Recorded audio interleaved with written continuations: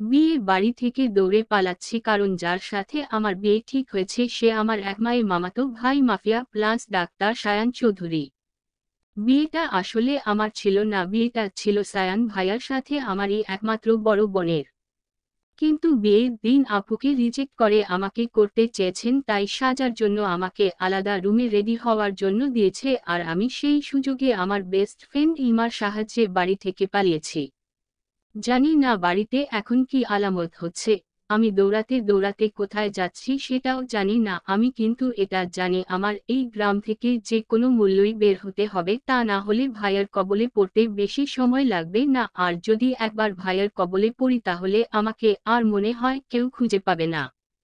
আমার প্রথমেই সন্দেহ হয়েছে হঠাৎ করে আপুকে বিয়ে করতে রাজি হয়ে গেল কেন। ভাইয়া তো জানতো আপু আরেকজনকে ভালোবাসে, আর রাজি হয়েও কেন এখন আপুকে রেখে আমাকে বিয়ে করতে চায় কিছুই মাথায় আসতেছে না। বিকাল হয়ে আসছে, আসরের আজান দিতেছে, তা কানে আসছে, তার মানে 4টা বাজে। কোথায় যাব সেটা না ভেবেই কিছু টাকা আর 2-3টা কাপড় আর মোবাইল নিয়ে বের হয়ে গেছি। বাড়ির পিছন দিক দিয়ে তেমন বড় করে হচ্ছে না, তাই মানুষ কম আর ঝামেলাও কম। কোথায় যাওয়া যায় চিন্তা করতে করতে হঠাৎ আমার কলেজের এক বান্ধবীর কথা মনে পড়েছে। তার সাথে ইন্টার ফার্স্ট ইয়ারে ভালোই সখ্যতা হয়েছিল আমার, তাই রাতারাতারি তার মোবাইলে ফোন দিতে ব্যাগ থেকে মোবাইল বের করে দেখি মোবাইলে ভাইয়ার 48টা ফোন, 27টা মেসেজ, আবার এখনো বাজতেছে। আমি মায়ের বাড়ি থেকে 40 মিনিটের দূরে ব্রিজে আছি, ভাইয়া বাইক দিয়ে আসলে এখনই আমাকে ধরে ফেলবে। আর ধরে ফেললে আমি শেষ, তাই পিছনে তাকিয়ে দেখি একটা মিশু আসছে, তাই তাড়াতাড়ি হাত উঠালাম। আমার হাত উঠানোতে মিশু গোয়ালা দাঁড়ালে আমি তাকে জিজ্ঞেস করলাম, মামা নরসিংদী যাবেন? হে জামু, উঠুন। আমিও আর সময় নষ্ট না করে গাড়িতে উঠে বসলাম। এখনো ভাইয়ার ফোন বাজছে। যেতে যেতে পরিচয়টা দিয়ে দেই, আমি নুসা আহমেদ। আমরা 2 বোন, এক ভাই, বড় বোন নিশি, তারপর ভাই নিশাত, তারপর আমি নুসা। আমি এবার ইন্টার 2য় বর্ষ আর আপু অনার্স 4র্থ বর্ষ আর ভাইয়া 2য় বর্ষ।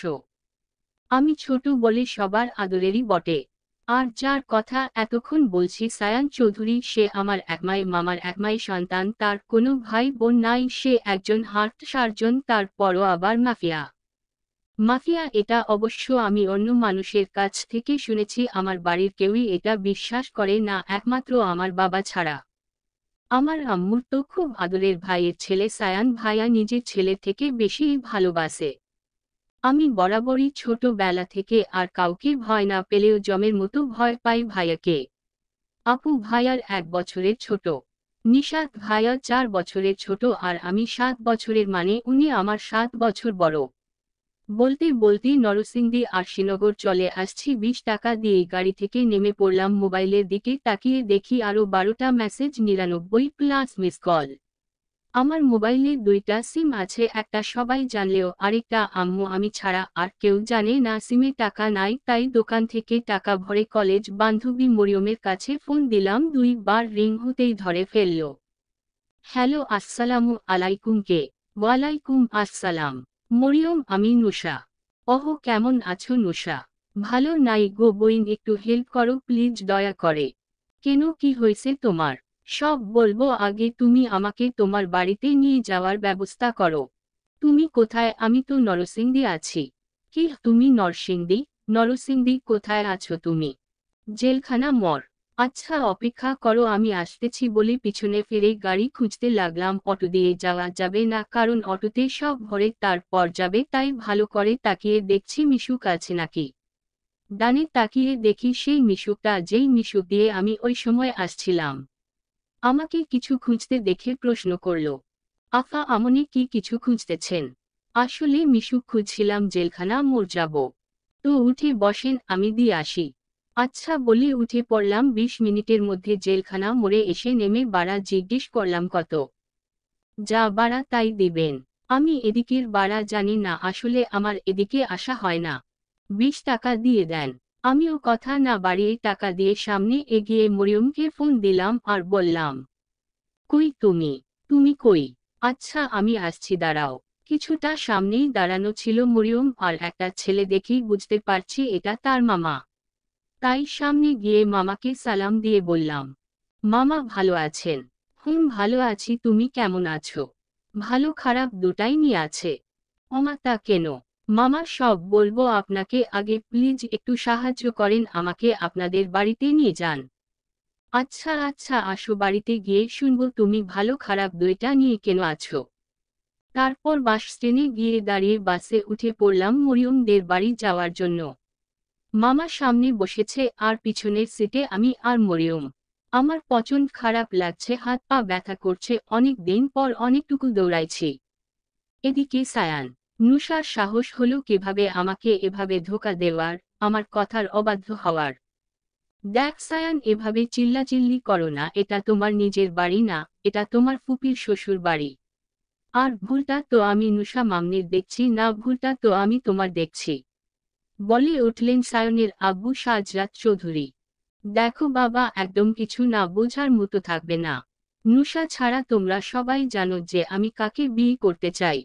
তাহলে তুমি নিশিকে বিয়ে করার কথা কেন বললা? এখন নিশি মানুনি অত কষ্ট পাচ্ছে।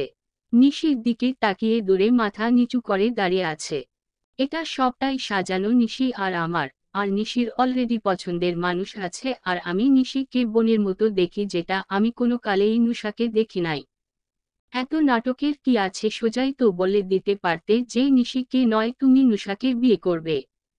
বাবা, তুমি কিছু না বুঝে প্রশ্ন করো না। ফুপি তো কিছুদিন আগে একটা কথা বলেছিল, ভুলে গেছো তুমি? কোন কথা?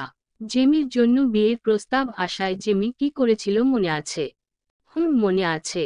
তো কি হয়েছে? এইটা দূরের মানুষ ছিল তাই হয়তো এমন করছে, আর আমরা তো কাছের মানুষ, আমরা বললে হয়তো কিছুই হতো না, কারণ সব সময় আমাদের সাথেই থাকতো। বাবা, তোমার কথা ভুল, তুমি কি দিনে দিনে ছোট হয়ে যাচ্ছ? যে কিছু বুঝো না। নুশার যদি বিয়ে করার ইচ্ছে থাকতো তাহলে সে আগেই বলতো, সে যে বিয়ে করলে কাছে করবে, দূরে করবে না, কিন্তু নুশা তো বিয়ে করতে চায় না। নুশা মামনি এখন ছোট তাই এমন করছে। বাবা, তুমি আর দয়া করে আর একটা কথাও বলবে না, আমার মাথা এখন প্রচুর গরম হয়ে আছে। নুশা তো বিয়ে করতে চায় না, কিন্তু রিলেশন তো আর একটা করে নাই, 10-12টার কম হবে না, যেটা আমার একদমই সহ্য হয় না। এটুকুই বলে বাড়ি থেকে বের হয়ে গেল, আর বাইকের কাছে গিয়ে বাইকের উপরে বসে একজনকে ফোন দিল আর জিজ্ঞেস করল, কি খবর? এপাশ থেকে কেউ কিছু একটা বলল, আর এপাশে থেকে সায়ান ডেভিল মার্কা একটা হাসি দিয়ে বলল,